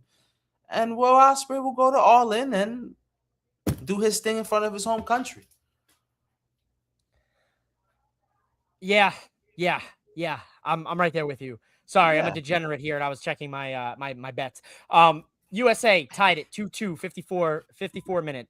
They scored that goal about 10 minutes ago, right before we came back, right after we came back from halftime. So shout out to the USA boys. Yeah, Ospreay makes the most amount of sense, ladies and gentlemen. Ospreay versus MJF, and all in London, Wembley, and yeah, I like it. Will Ospreay winning it. He was the runner-up last year. This year, he's the winner. Yep. And then on the women's side, Mercedes Moné versus a woman who has been on Four Sides of the Ring's radar for years. More specifically, Nitram's radar. Nitram has been shouting Shout her out to Nitram. praises for years and years Mhm. and years and years. And shout out to this woman, Maya World. She will take on Mercedes Moné in San Jose at Forbidden Door in the Owen Hart Foundation Women's Tournament Finals. Who do you have? Do I have to ask this one? I'm gonna say who I said in the beginning. Give me Mercedes. Give me Mercedes. Maya is an amazing talent. She is hot right now. Give me Mercedes. Soon as she came in as that mystery person, you already knew she was taking it. Who else are you gonna give it to? But shout out to Maya, bro. She's fucking worked her ass off as a villain, and now she's like a household name in the wrestling world. Unless you're Nitram, because Nitram knew this years ago. Yeah, Nitram That's why knows you gotta tune into everything. Four Sides of the Ring. We got guys who know all the top prospects in wrestling, and Nitram's one of those guys. Yeah, that's 100%. But you know, Top we are scouter. gonna, yeah, but like we can't give Nitram too much praise because then his head's gonna get bigger, and then we're gonna have to deal with him. I told you so. I told you so. You don't listen That's to me, true. guys. And then he's gonna hit us with that. That's your time. You know, we can't have that. We can't have that. We can't have that. I'm not doing that. No. But yeah, it's the CEO. That's right. She's winning. So, but shout out Maya World. Agreed. Shout out Nitram. And yeah. shout out to the rest of our Four Sides of the Ring boys. I didn't even do the injury report today. I forgot to do the injury report. Forgot to tell everybody where everybody is. Well, now they know. They're out indefinitely. They know. They out week indefinitely. to week. They may I be have- here next week. They may not. All you need to know, the mouth of the Southwest, the last love keeper, kayfabe, is gonna fucking be here. Whether it's the founder here with us, Channel, the Poop God, Nitram, or the bad guy himself. Me and Mike are here, baby.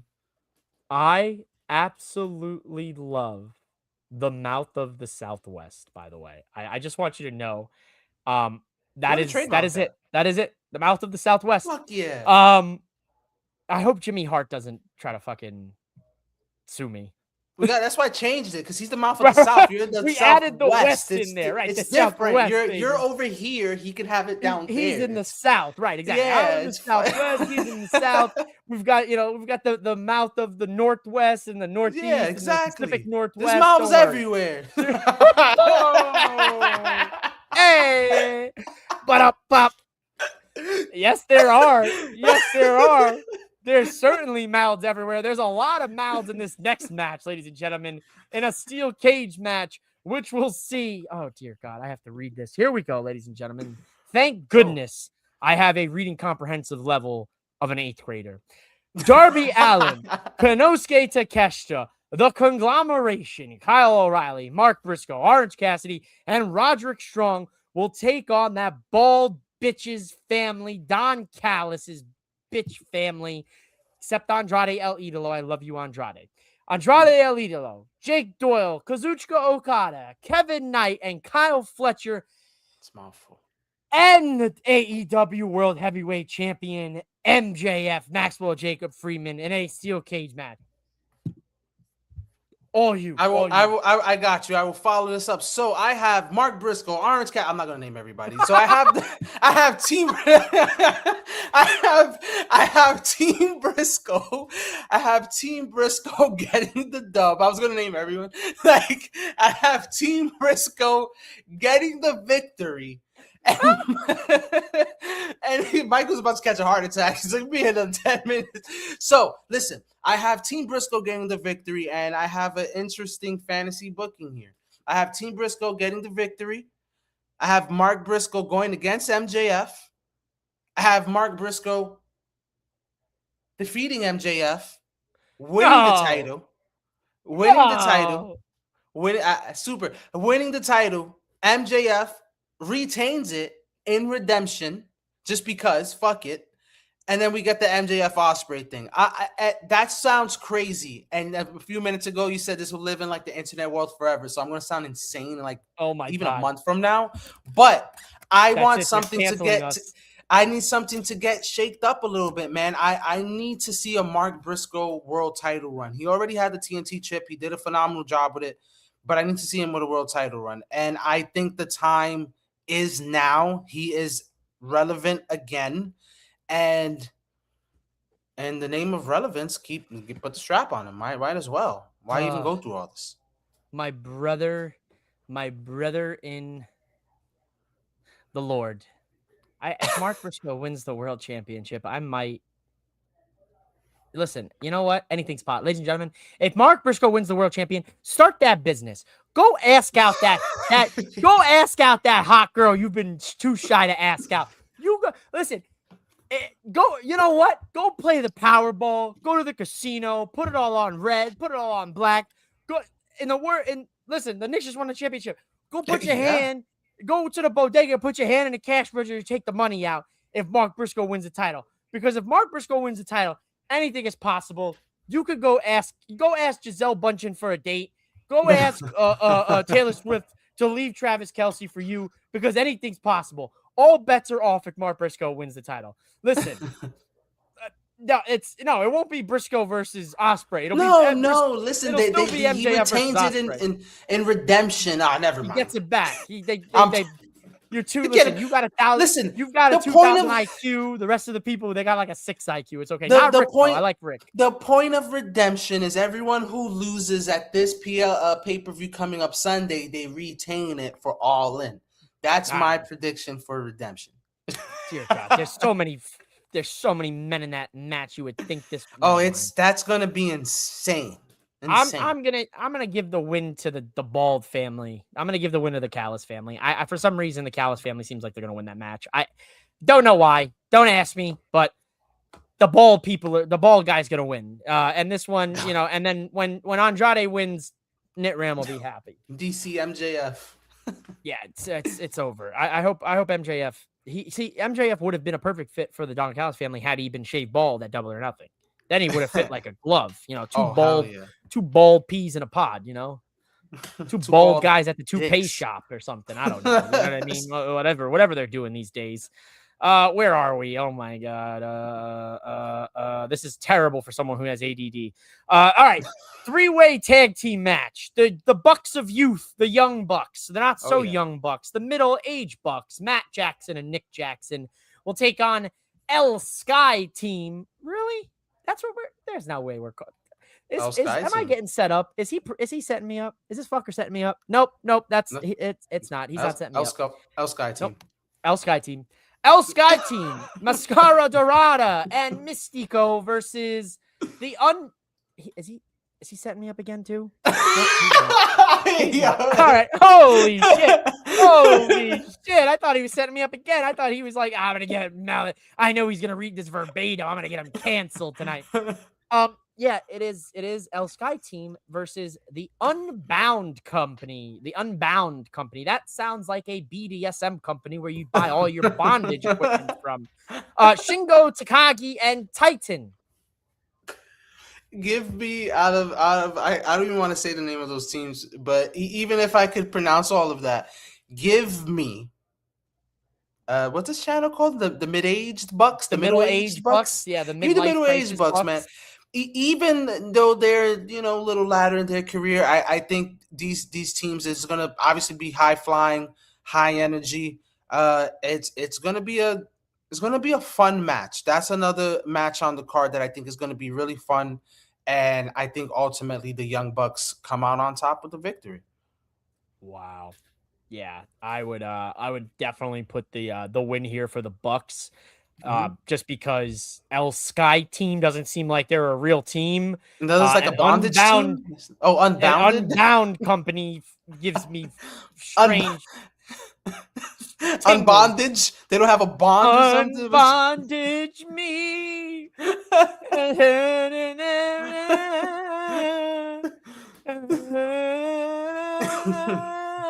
If you can tell me what song I'm singing that tune to, I will give you $5. I wouldn't know. Really? Is that Cher? Unbreak my heart. I thought it sounded familiar. Yep. So there you go, ladies and gentlemen. Not only did you get that's actually Tony Braxton. Oh shit. Yeah, I'm Never deep cuts tonight. Yeah, you guys think would mouthing never off with Mike guessed. is just, some dude who listens to country music. I don't listen to country music. I listen to all music except country music. Now, back, Same. it's now back to the matter at hand, ladies and gentlemen.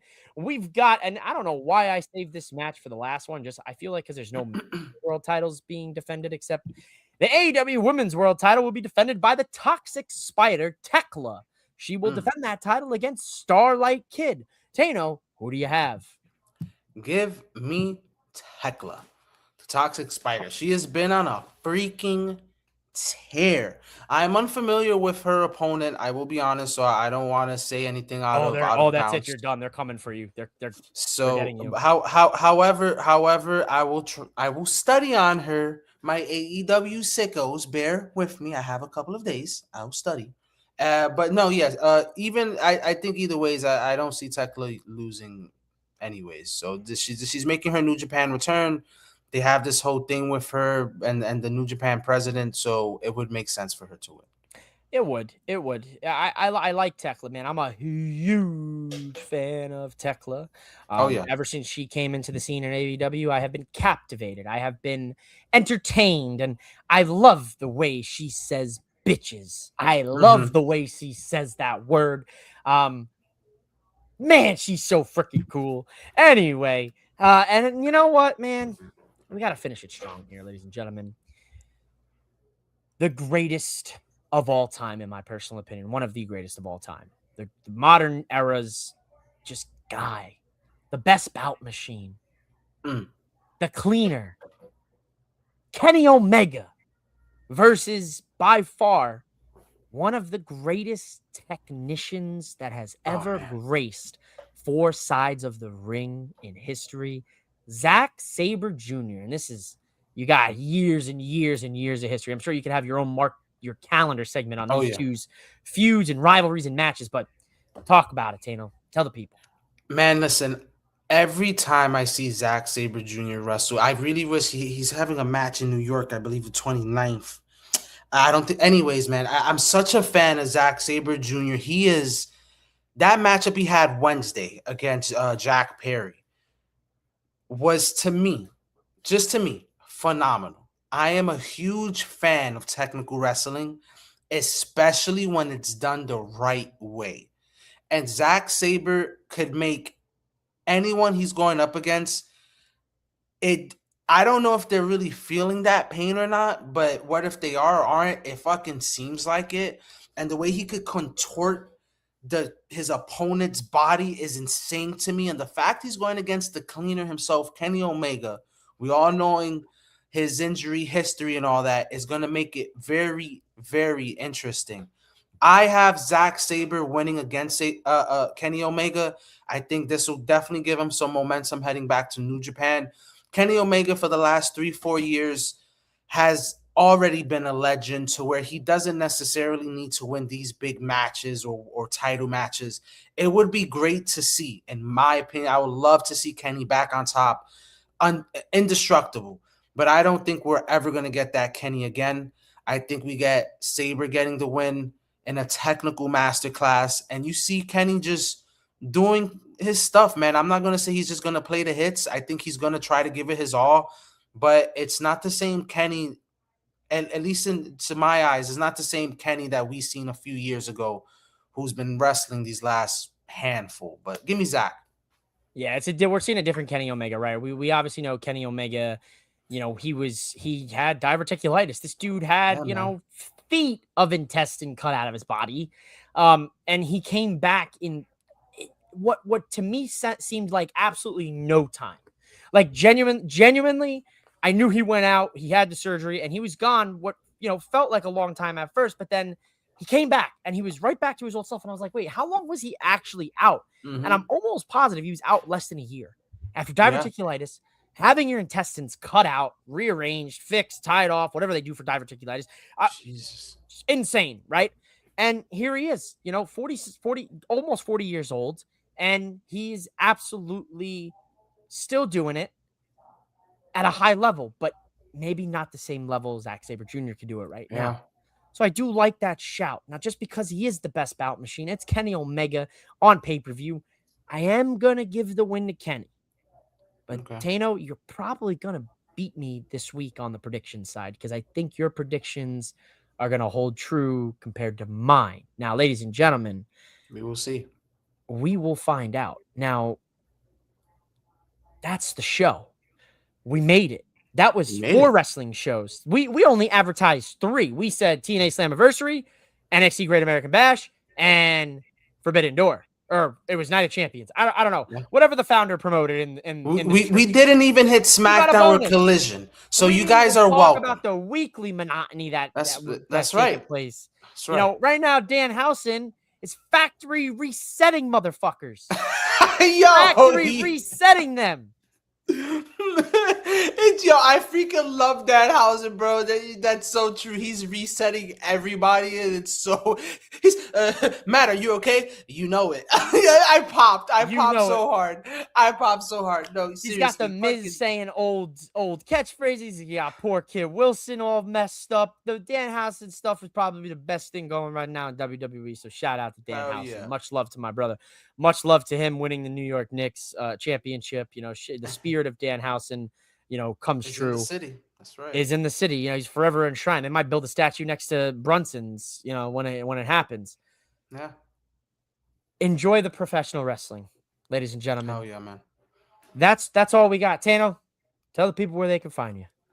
Hey y'all, you can find me at King of Groove 16. That is on TikTok and Twitter and/or X. This was a long, beautiful episode of 4 Sides of the Ring. I'm glad that you Ringsiders stood along with us. We'll be back next week, and make sure you watch every single show that you possibly can. Put some eye drops in your eyes. Make sure you put some cold water on your face. This is going to be a long, beautiful weekend of some good old wrestling. And I can't wait to talk about it next week. Till then. Well, you know what they always say, ladies and gentlemen. When you have this much wrestling, the best thing to do is watch it. So go out there, enjoy it. Make sure you subscribe to 4 Sides of the Ring on YouTube. Follow us on social media at 4 Sides OTR.